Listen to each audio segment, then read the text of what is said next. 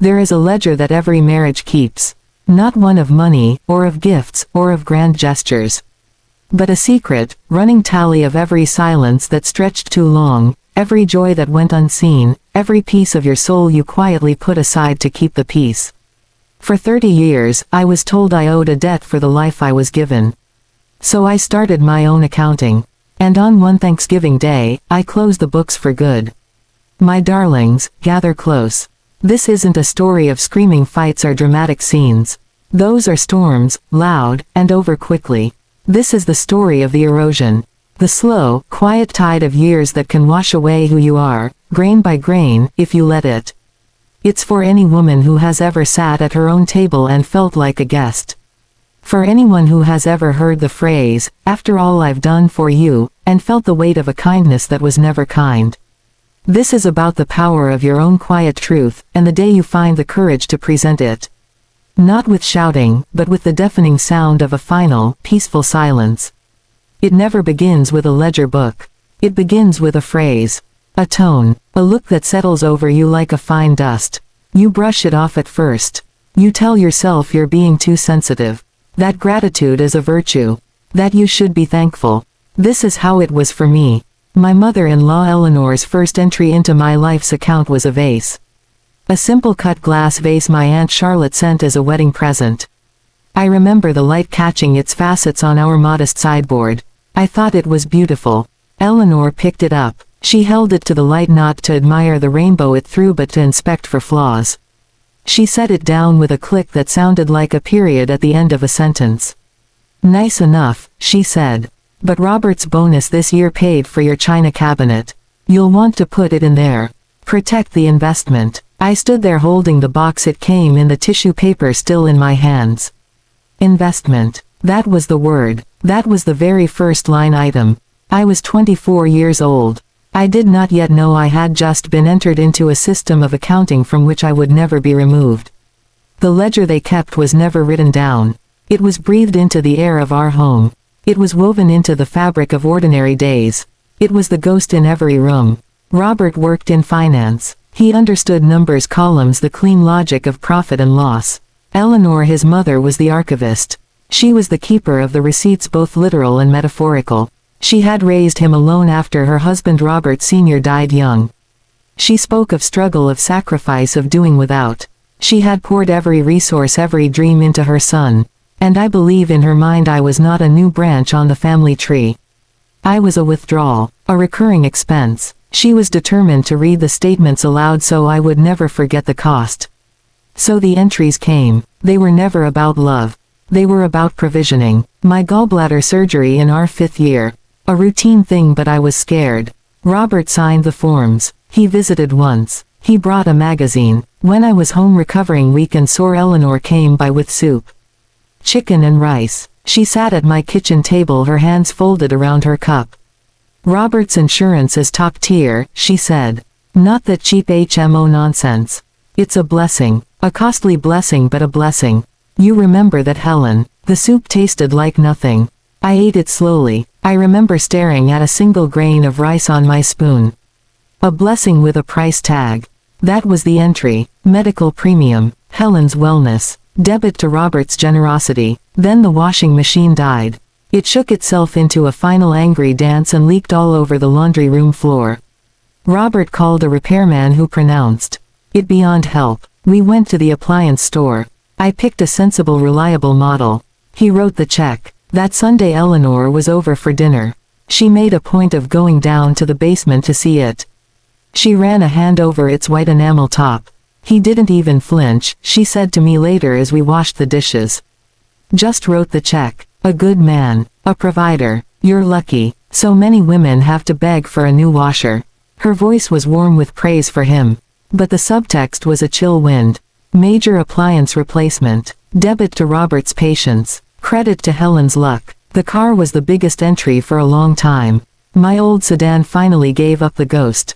Robert handled it. He negotiated. He chose a safe, dependable car. When he brought it home he tossed me the keys. "All yours." I was grateful. Truly. It meant freedom. It meant I could visit my sister across town without worrying the car would stall. But that gratitude was immediately placed on a scale and weighed. Eleanor's assessment came the following week. A car is a major commitment, she said. A 5-year commitment at least. He takes care of what's his. He always has. What's his? The words landed softly but they buried themselves deep. The car was not my independence. It was an asset in his portfolio. I was merely the driver he permitted to use it. Vehicle acquisition. Debit to Robert's foresight. An obligation for Helen. Robert's role in all this was silence. A specific kind of silence. It was not the quiet of a man thinking. It was the silence of assent. When Eleanor spoke these ledger entries aloud, he would be there in his leather chair, the one that sighed when he sat in it. He would be behind a newspaper or later a tablet. He would offer a soft hum. Sometimes just a rustle of the page. That was his signature. That was him authorizing the transaction. He never contradicted her. He never said, "Mom, that's not how it is." He never turned to me and said, "We're a team. What's mine is yours." His silence was the bank vault door closing. It confirmed that yes, this was the official record. This was the truth of our arrangement. I tried to make entries of my own in their ledger. I worked part-time at the library for years. I bought groceries with that money. I paid for the landscaping one summer when Robert was stressed about work. I bought him a beautiful watch for his 50th birthday. I never mentioned the cost. I thought these were my contributions. My deposits into our shared account. But in Eleanor's system they did not register. They were invisible. A wife's job was to manage the household, not to contribute in a way that balanced the books. My library money was pin money. My gifts to him were sweet. They were not equity. They did not offset the grand total of my debt. The ledger permeated everything. It was in the way she admired the new roof. What a responsibility. And he bears it without complaint. It was in the way she noted the vacations we took. Travel is such a luxury. A luxury he provides. Even the food on our table was subtly itemized. She'd taste a roast I'd made.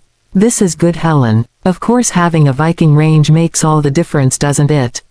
Every object, every experience, every aspect of our shared life was stripped of its essence, its joy, its simple humanity, and converted into a line on a balance sheet where I was perpetually in the red. For years I accepted this. I thought this was the price of admission to a stable, secure life. I thought perhaps all mothers-in-law kept such mental accounts. I thought my discomfort was a failure of gratitude on my part. I would lie awake at night and lecture myself. He is a good man. He doesn't drink. He doesn't gamble. He comes home. The house is beautiful. You are safe. Be thankful. You owe him. I confused obligation for love. I confused being provided for with being seen. I was living in a beautifully furnished room, but the air was slowly being pumped out of it. And the ledger was the sound of the pump. A steady silent hiss. The terrible power of their ledger was that it made me complicit in my own diminishing.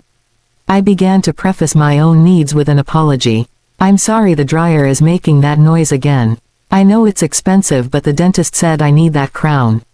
I framed my very existence as a series of requests for funding.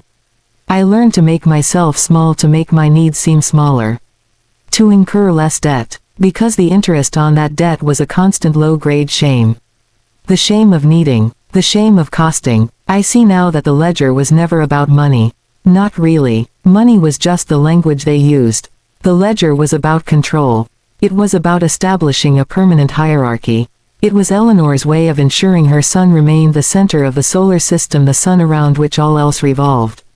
And it was Robert's way of avoiding the messy, complicated emotional work of a real partnership. It was easier to be a benefactor than a husband. A transaction is cleaner than a conversation. A debt is simpler than a bond. So for 30 years I lived inside their accounting.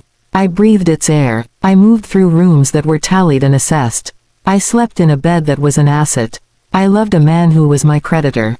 And all the while the quiet, desperate historian inside me was beginning her own work. She was gathering evidence not of cost but of loss. She was preparing a different kind of statement altogether. One that would not be written in the ink of money but in the indelible script of a vanishing heart. The unseen ledger they kept was a cage. But I was slowly, quietly learning that the key to that cage was not in fighting their numbers. It was in writing my own. The idea did not arrive as a lightning strike of genius. It was a slow seep. A quiet osmosis of pain finding its own shape. It began as a feeling first. A sensation of being hollowed out. As if the constant entries in their ledger were not just notations but tiny subtle scoops removing some essential part of me. I would stand in the grocery aisle looking at a box of cereal and think he prefers this brand and feel a small dull click inside. Not a thought, a click, like a meter advancing. I would finish a book and turn to share some thought about it and see his back turn to me, his attention fixed on a screen, and I would feel the click again. The silence would land not as an absence of sound but as a tangible thing with weight. And it would settle onto the growing pile inside me. This pile had no name. It was just a collection of clicks and weights and small gray disappointments. It was the sediment of a life shared but not truly lived together. One evening Eleanor had been over. It was after the new patio furniture had been delivered. She had of course noted its quality, the warranty, the fact it was all-weather wicker, not the cheap stuff. Robert had nodded from behind his paper. After she left, the house felt heavy with her appraisal. I was washing the wine glasses, her lipstick stain on the rim. And I felt a surge not of anger but of a desperate need for precision. If they were going to account for everything in dollars and cents, then I needed to account for this feeling. This creeping suffocation. I needed to give it a name. I needed to prove it was real. Because living in their system had begun to make me doubt my own senses. Was I ungrateful? Was this all just in my head? I needed a ledger of my own. Not to fight theirs but to verify my own existence. I went to the stationery store downtown the next day. I chose the book carefully. It was a simple thing. A green cloth-covered binder with lined pages.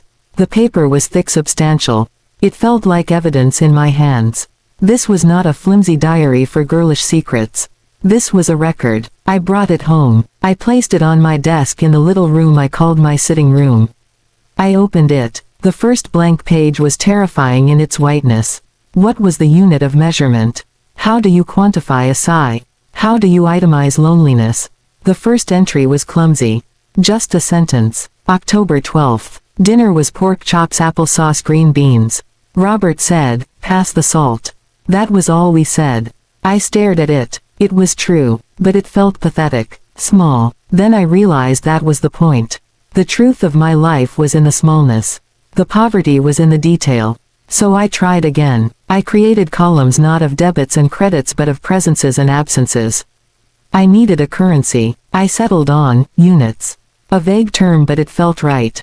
A unit of care, a unit of attention, a unit of recognition, a unit of shared peace. The first real entry with my new system was a Thursday. I had worked all day on a project for the library fundraiser. I was proud of it.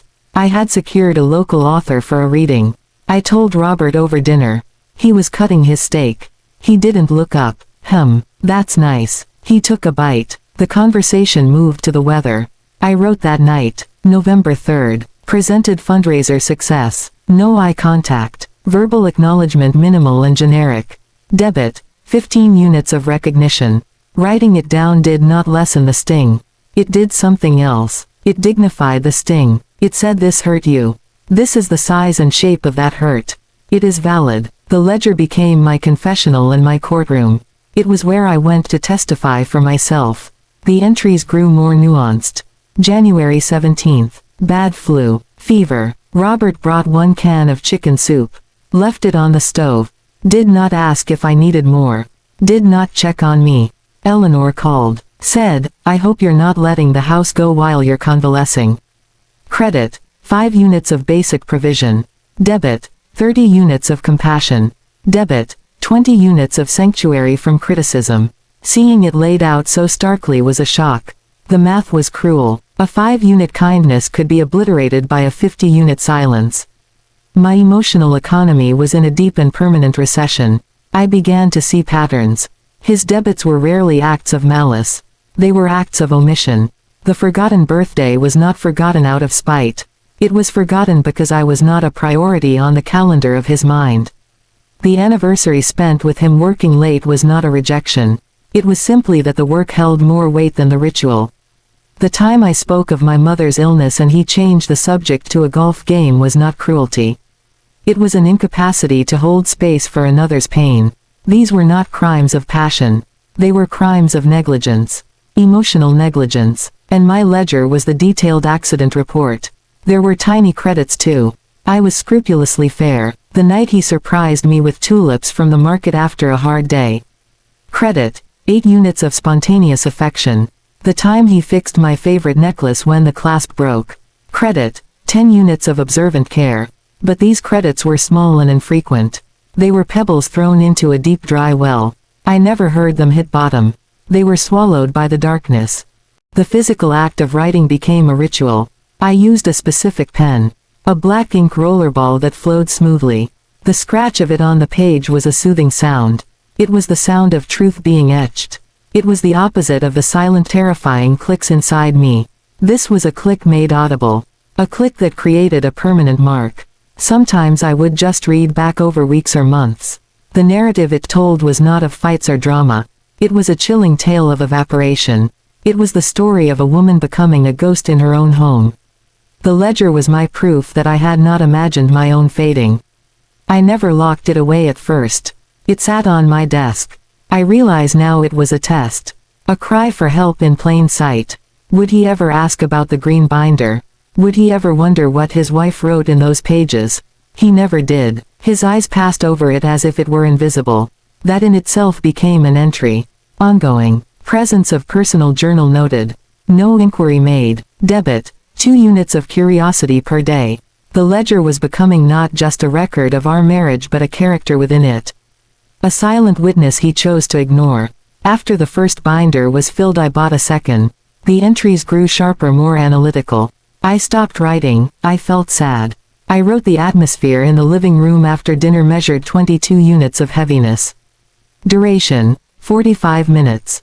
I was dissecting the ecosystem of our discontent. The ledger was no longer just a diary.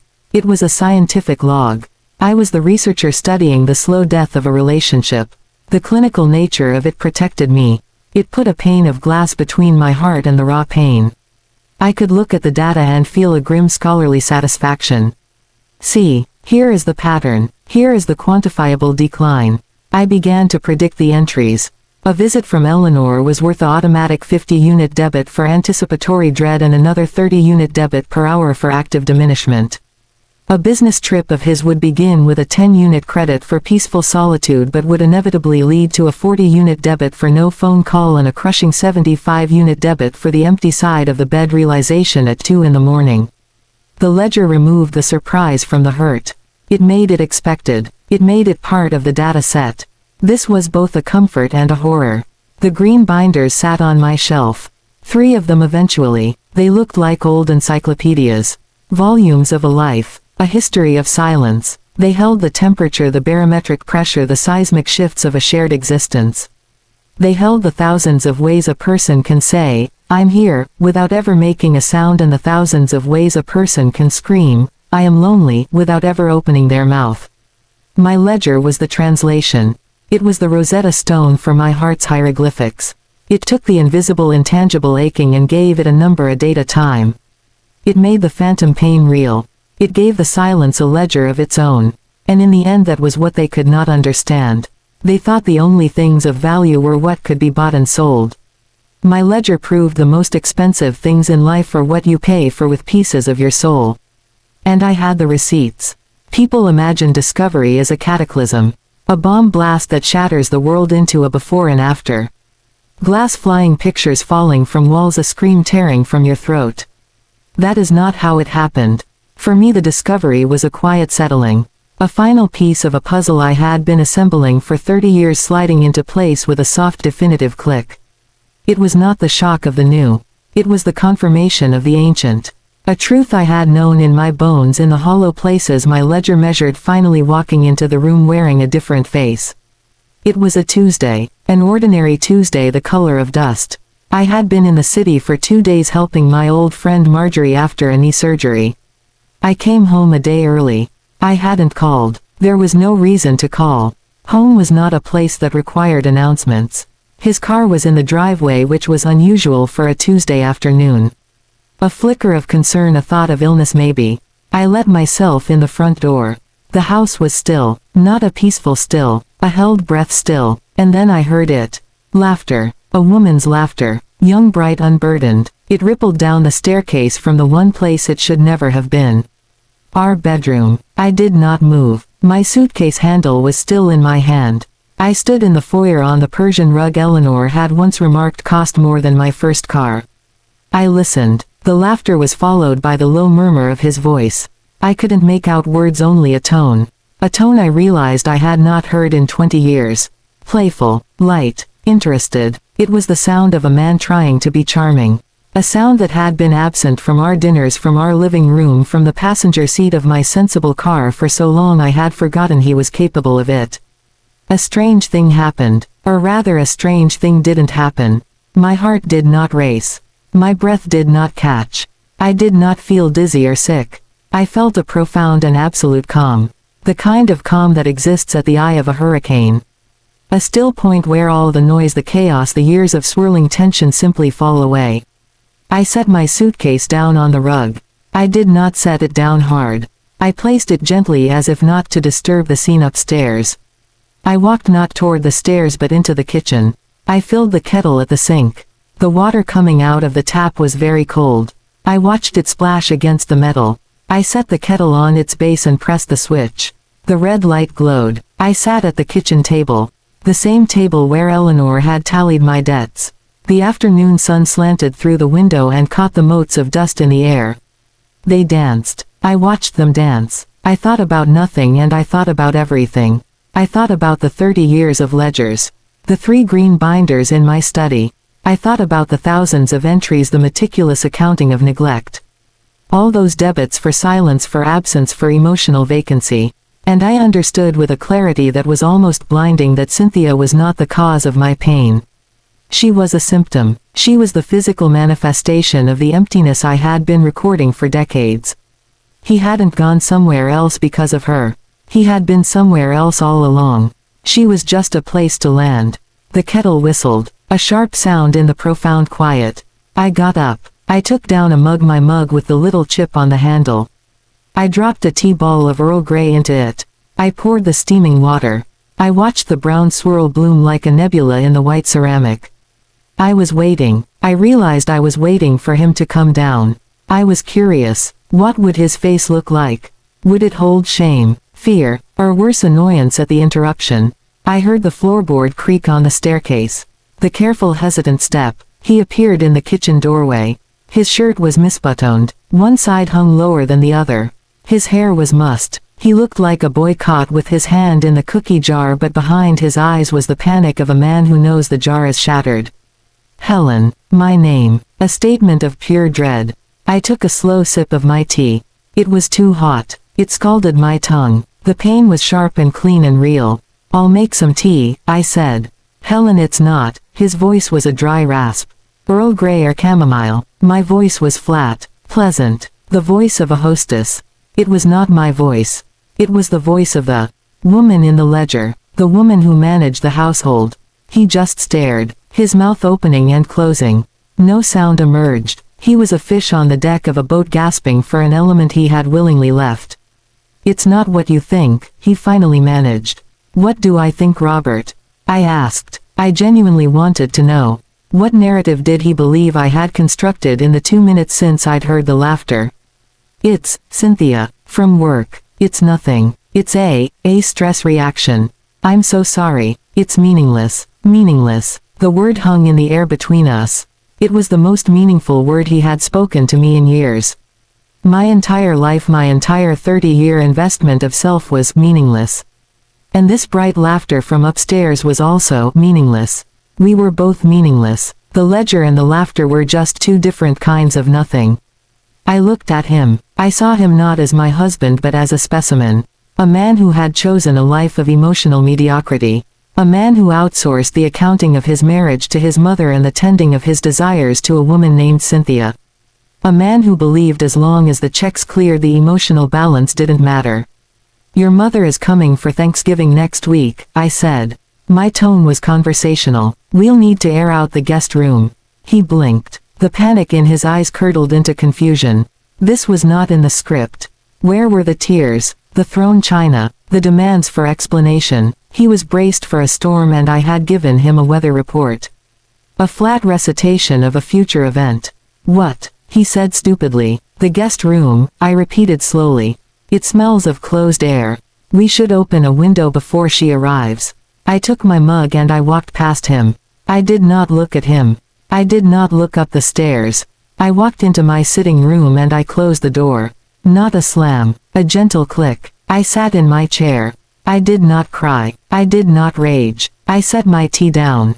I opened the bottom drawer of my desk. I took out the current green ledger. I turned to a fresh page. The date at the top. And I wrote the final entry. The simplest entry of all. It required no elaborate system of units. It was the total, the sum of all previous columns. November 7th. Came home early. Heard laughter from our bedroom. Cynthia. Final debit. All remaining units of trust. Balance to 0. I closed the book. I ran my hand over the green cloth cover.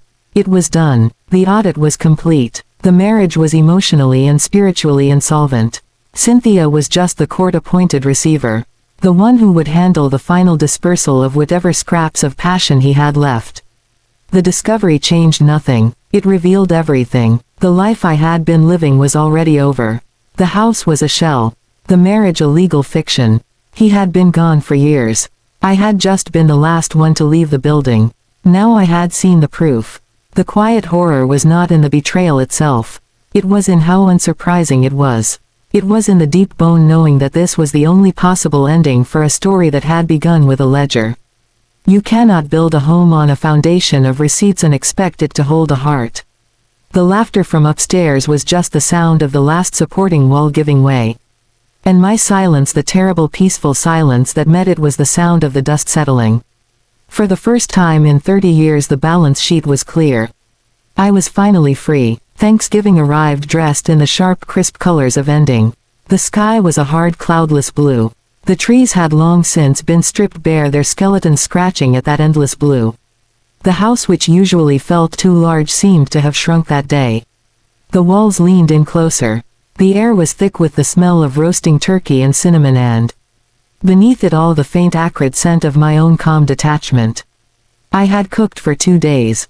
I had prepared the meal not as an act of love or tradition but as a final performance. A perfect curated display of normalcy.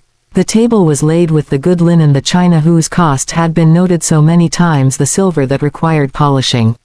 Each piece was a prop on the stage one had built. Robert moved through the house like a ghost haunting his own life. He watched me. His eyes followed me from the kitchen to the dining room. He was waiting for the other shoe to drop. He had been waiting for weeks. His nerves were a live wire stretched taut across every doorway.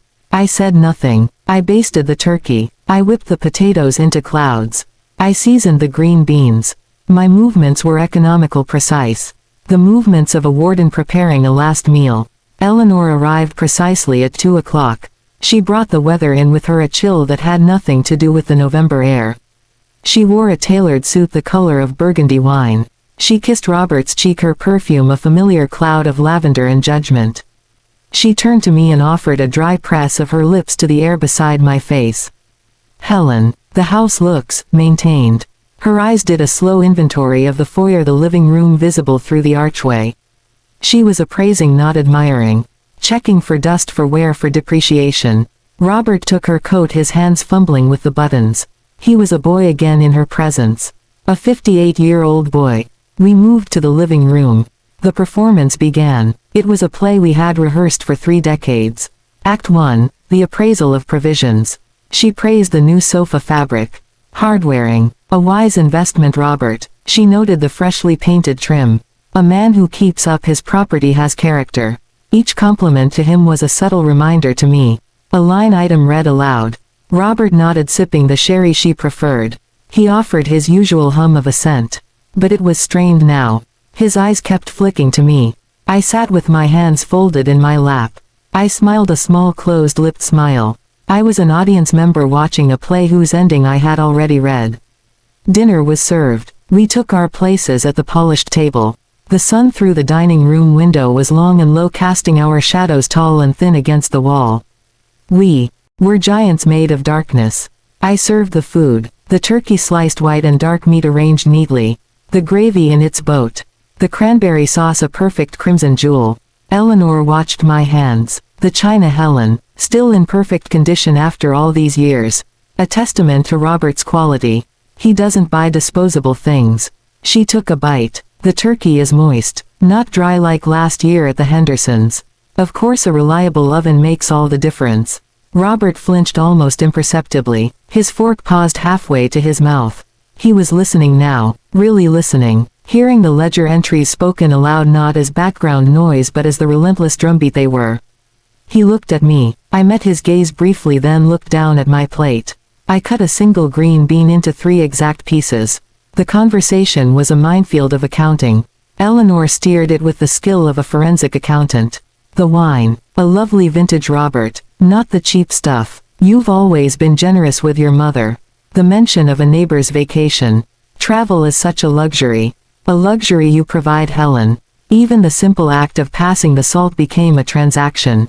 Thank you, dear. This cellar salt is far superior. Another one of Robert's little upgrades. Each sentence was a deposit into the mental bank she had built, a bank where I was perpetually overdrawn. Robert grew quieter and quieter. His replies became monosyllabic. He was drowning in the very language he had let become the currency of our lives. He was finally hearing the music and realizing it was a dirge. I remained calm, a deep oceanic calm. I nodded. I passed dishes. I said, "Thank you, Eleanor," when required. I was a lake surface unruffled by the pebbles she tossed. My calmness, I could see, was unnerving her.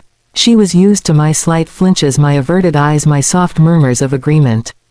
Today I was agreement itself. Solid, impenetrable, a wall of pleasantness. She could not get a purchase on it. Her comments began to sharpen, seeking a crack. "You're quiet today, Helen. I hope the effort of the meal isn't too much for you."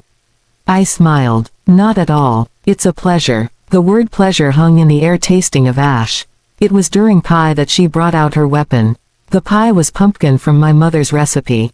The one thing on the table untouched by Robert's financial ledger. It was my humble offering, a shred of my own history. We had each taken a slice. The mood was brittle. The clock in the hall ticked. Eleanor dabbed the corners of her mouth with her napkin, a precise, practiced motion. "You know, Helen," she began, her voice taking on a new tone. Softer yet more dangerous. A surgeon's voice before making the incision. "As I get older I think about legacy.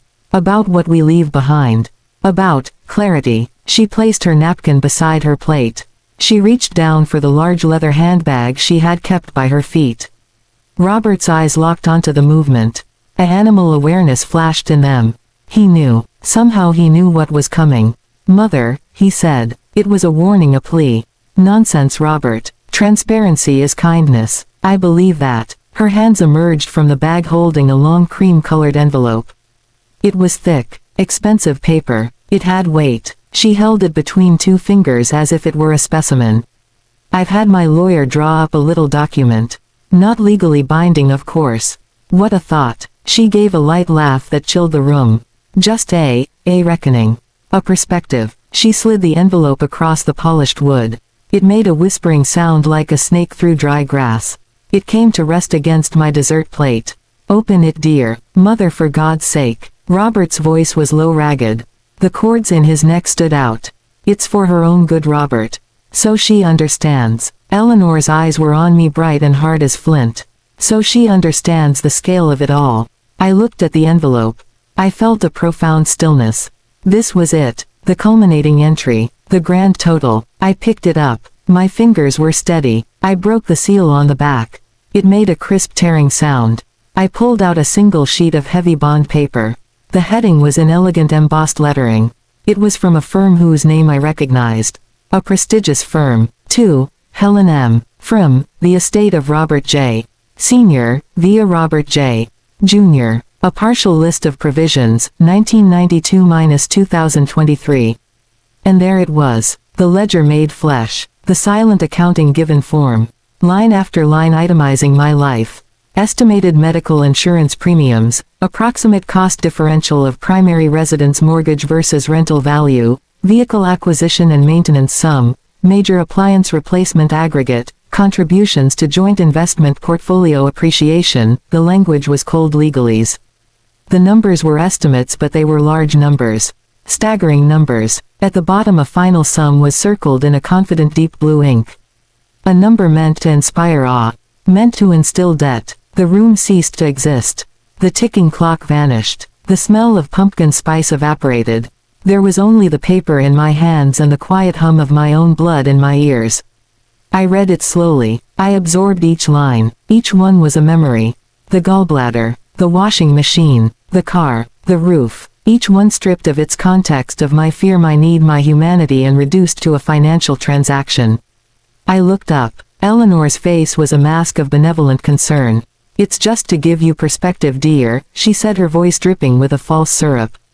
"So you understand the scale of Robert's generosity. The weight of the life you've been given." She leaned forward slightly. "Some might look at a list like that and feel burdened. Overwhelmed by the obligation. I look at it and see a privilege. A lifelong privilege. The weight. Burden. Obligation. Privilege." Her words fell like stones into the deep well of my silence. Robert was staring at me. His face was pale waxen. He was seeing not me but the abyss that had just opened up at his perfectly set Thanksgiving table. He was realizing too late that his mother had not come to share a meal. She had come to foreclose on a property. And the property was me. I laid the invoice down gently on the table. I smoothed its edges. I aligned it perfectly with the edge of my placemat. The action was deliberate, ritualistic. "I see," I said. My voice was my own again. It was quiet, but it filled the space. It was the voice from my ledger. Clear, precise, undeniable. I pushed my chair back. The legs did not scrape. They lifted silently from the carpet. I stood up. "Where are you going?" Eleanor's question was sharp-edged with the first flicker of irritation. I was ruining her moment. I was not reacting with the proper mixture of shame and gratitude. I looked at her. I looked at Robert. I felt a wave of something that was not pity. It was clarity. They were prisoners too. Prisoners of this terrible empty system of measurement. They knew the price of everything and the value of nothing. "To get my accounting," I said. And I turned. I walked out of the dining room. My footsteps were silent on the hall runner.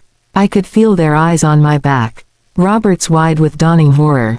Eleanor's narrowed with confusion and brewing anger. I walked to my study. The house seemed to hold its breath. I unlocked the bottom drawer of my desk.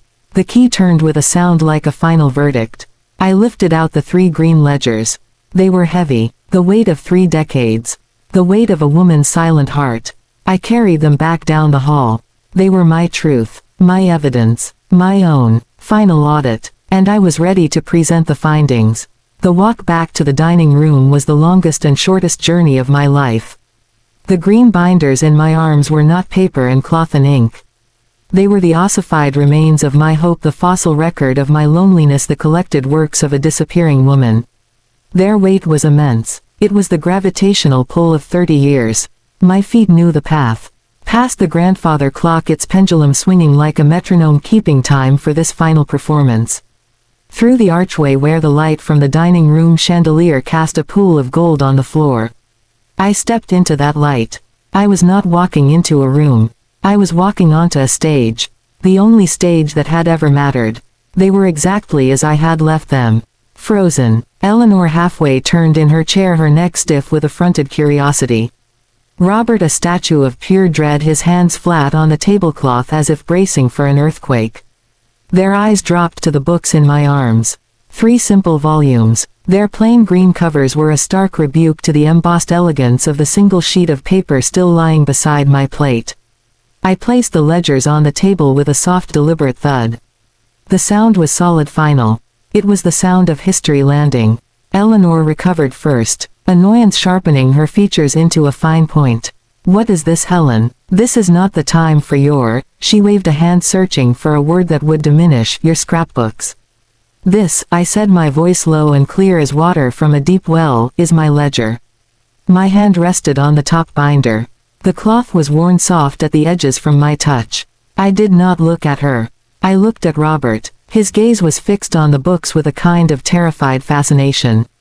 He knew. Some primal part of him knew what was contained within. I opened the first volume. The spine creaked, a familiar comforting sound. The pages whispered as they turned. The scent of old paper and dried ink rose into the air, mingling with the smell of cooling turkey and perfume. I found the early pages. The handwriting was neater, younger, less sure of its own purpose. "You keep a record of dollars," I said. I was not speaking to Eleanor. I was speaking to the ghost of the man I had married. The man who had sat silently through 1,000 such audits. I kept a record of silence. I began to read. I did not read with anger. I did not read with tears. I read like an archivist retrieving a document. A neutral, respectful tone that made the words themselves bear all the weight. Year 3. Entry. Asked if he liked the new haircut. He said, "It's hair." Conversation ended. Debit. 10 units of affirmation. The words hung in the air. Simple. Undramatic. Devastating in their tiny truth. Robert's eyes fluttered closed for a second. A memory perhaps. Or maybe just a flinch. Eleanor made a dismissive sound in her throat. "This is nonsense. Petty grievances." I turned a page. The paper was crisp under my fingers. I continued. Year 7. Entry. Woke from a nightmare shaking. Reached for him. He sighed, a long-suffering sigh rolled over onto his side. Debit. 25 units of safety. I heard Robert's breath catch. A short, sharp intake. I did not look up. Year 12. My voice found a new register here. A flatter, colder tone. Entry. Lost the pregnancy today. 11 weeks. He came home from work. I was on the sofa. He stood in the doorway. He said, "We can try again." He never spoke of the child. He never spoke of my grief. He never asked about the physical pain. Debit. 100 units of shared sorrow. The silence in the room was now a physical presence. It was thick and heavy.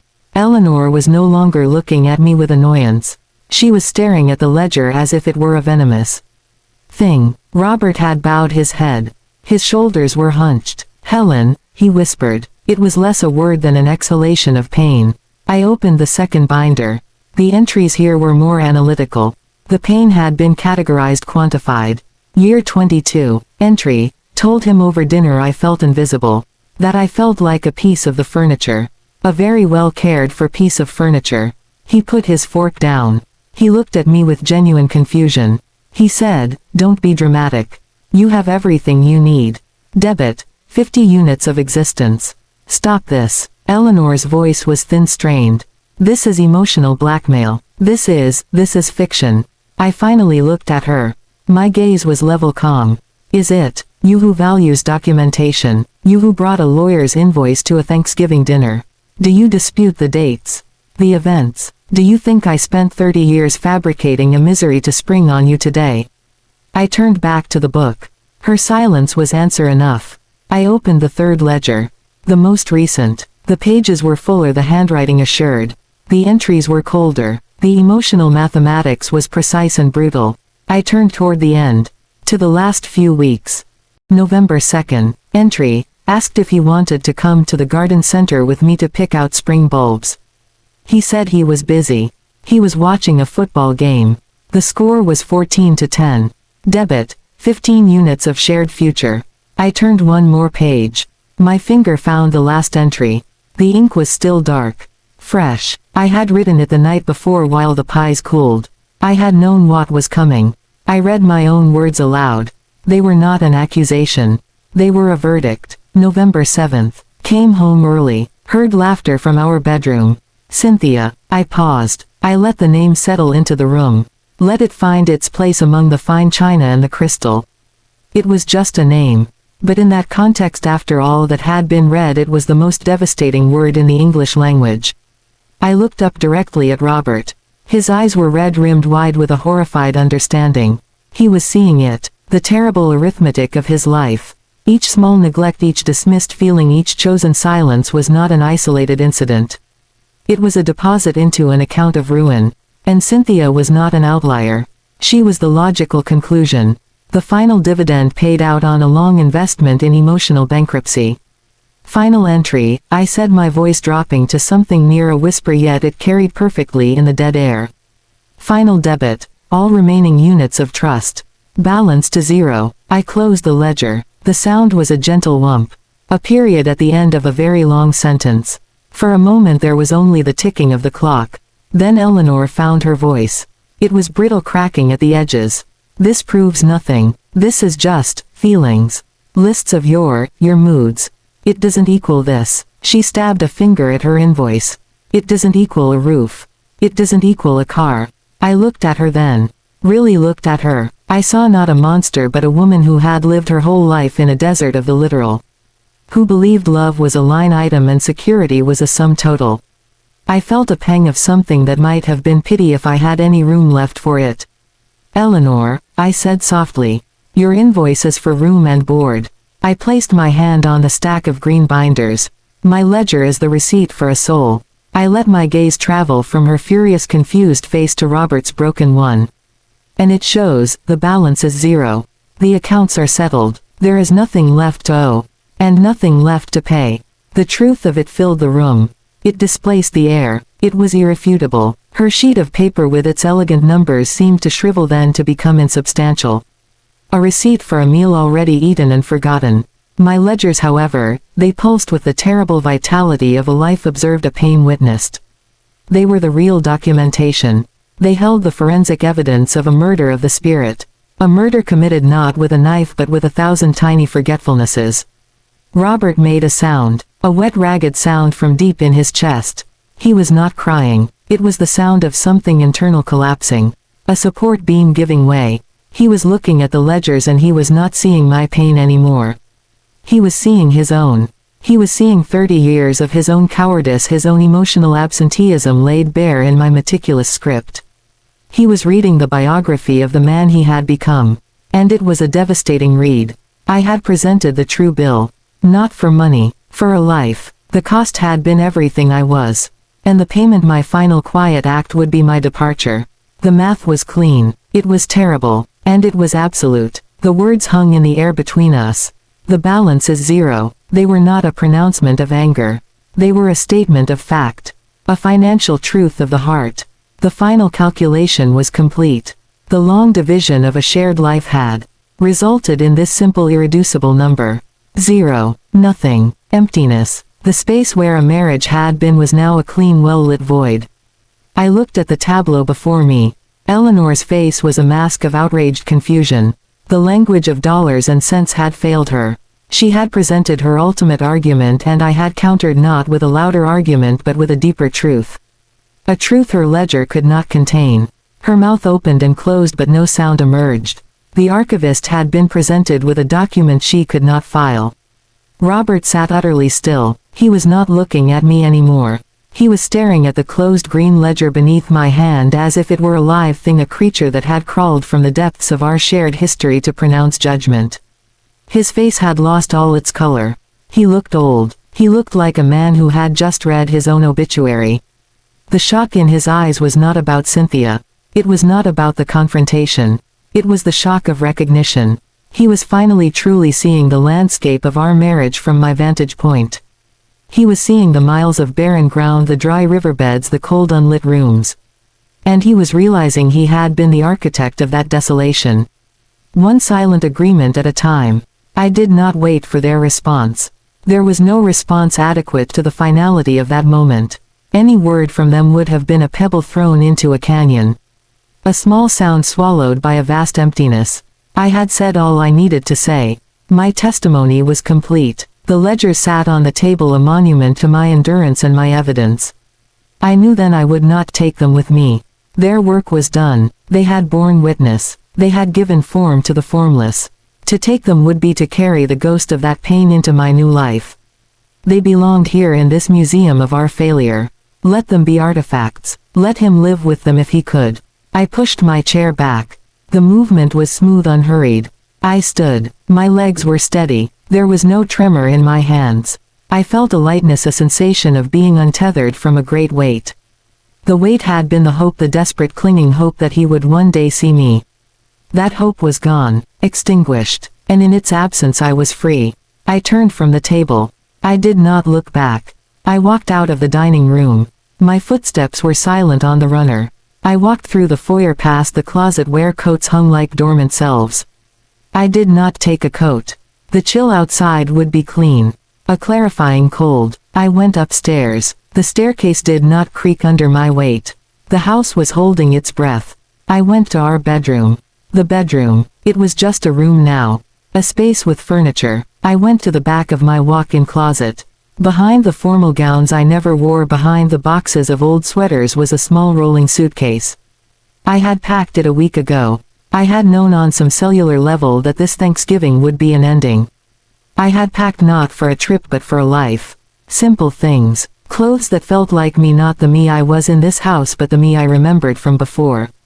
A few photographs of my mother, my sister, my niece. The jewelry my own mother had left me, pieces too simple for Eleanor's appraisal. A book of poetry whose spine was cracked from use. The practical things a woman would need to start over. It was not much. It fit neatly into the suitcase. It was the physical manifestation of my zero balance. I owed nothing. I took only what was mine before the ledger began. I rolled the suitcase to the bedroom door. I paused. I looked at the room one last time. The bed made with military precision, a habit of decades. His reading glasses on the nightstand. A novel splayed open face down. A life in suspension. It felt like looking at a display in a museum. Domestic scene, late 20th, early 21st century. It held no power over me anymore. It was just a set of objects in a room. I walked back down the stairs. The suitcase wheels made a soft whirring sound on the hardwood. A modern sound in the old quiet house. As I reached the foyer I saw Robert standing in the archway of the dining room. He had followed me out. He stood there swaying slightly as if buffeted by a wind I could not feel. His eyes were desperate, pleading. He was searching for words, the right words, the magical incantation that could undo the last hour, the last 30 years. His lips moved but nothing came out. The master of silence had been rendered truly speechless. I stopped. I met his gaze. I felt nothing. Not hatred. Not pity. A kind of distant curiosity. What would he say? What could he say? Helen, it was a croak. Don't what, Robert? My voice was calm. A teacher prompting a struggling student. Don't go. We can talk. We can fix this. I almost smiled. A small sad smile that never reached my eyes. Fix what? The balance is zero. You can't fix zero. You can only accept it. I'll change. I'll end it with Cynthia. I'll tell my mother. It's not about Cynthia, I said gently as if explaining something to a child. And it hasn't been about your mother for a very long time. It's about the ledger, Robert. The one you signed onto with every silence. The one you authored with every missed conversation, every dismissed feeling, every emotional bill you left for me to pay alone. The account is closed. There are no more deposits to make. No more withdrawals to take. He flinched as if I had struck him. The truth was a physical blow. I turned toward the front door. My hand reached for the handle. The house is paid for, I said to the heavy oak door. The investments are in your name. My car is paid off. According to your ledger. I glanced back at him over my shoulder. I owe you everything. According to mine. I let my gaze fall to the suitcase, my humble belongings. We are square. I opened the door. The November air rushed in. It was cold and sharp and smelled of fallen leaves and distant wood smoke. It was the smell of the world. A world beyond this foyer, beyond this ledger. It was the most beautiful smell I had ever encountered. I did not say goodbye. Goodbye implies a connection, a lingering thread. There was no thread. It had been severed not by me in that moment but by 30 years of quiet friction. It had simply worn through. I stepped over the threshold. I pulled the suitcase behind me. I did not turn around. I walked down the path to the driveway where my sensible paid-off car waited. I put the suitcase in the trunk. I got into the driver's seat. The leather was cold. I started the engine. It purred to life, a dependable sound. I did not look at the house in the rearview mirror. I looked ahead through the windshield at the open road. The street was empty. The world was waiting. I put the car in drive and I left. I did not know where I was going.